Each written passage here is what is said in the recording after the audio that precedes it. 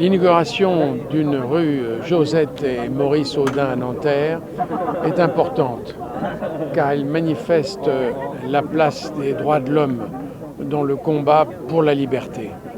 En réalité, le combat de Maurice Audin d'abord, puis celui de son épouse pendant si longtemps, c'est un combat à la fois pour la reconnaissance des droits de l'homme, c'est-à-dire la reconnaissance de la liberté du peuple algérien, mais aussi des droits de l'homme dans la liberté qui doit être donnée à ceux qui ont défendu cette indépendance, qu'ils soient algériens ou français.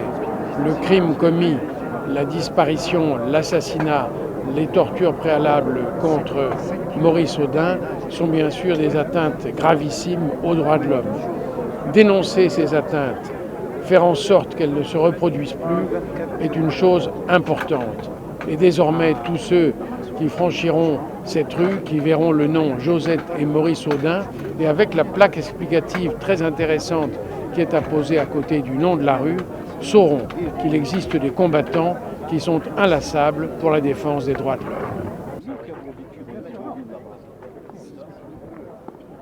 Assurément, ce geste peut contribuer, bien sûr, à rétablir des relations apaisées entre les deux pays. Mais il faut être réaliste. Il faudra de nombreuses années pour que les choses puissent s'apaiser, puissent se comprendre, qu'il y ait un respect mutuel des deux côtés, des Français pour les Algériens, certes, mais aussi des Algériens pour les Français, des pays entre eux réciproquement, car ils sont liés.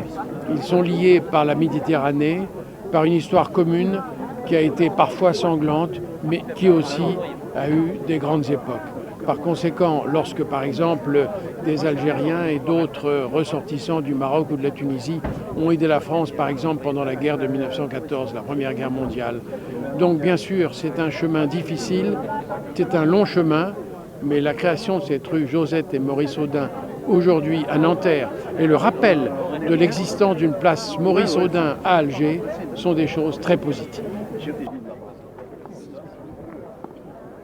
Les droits de l'homme restent d'actualité parce que le combat pour les droits de l'homme est un combat permanent. C'est un combat qui ne peut pas s'arrêter. Lorsque même il y a des progrès, il y a encore d'autres progrès à faire. Et bien là encore, c'est un progrès, cette reconnaissance d'une part de la situation terrible de Maurice Audin, du combat de sa femme, mais aussi du 60e anniversaire des événements terribles aussi du 17 octobre 1961, ce sont des marches en avant pour le combat des droits de l'homme, un combat perpétuel que j'ai l'honneur d'accomplir à la tête de la Commission nationale consultative des droits de l'homme. Merci.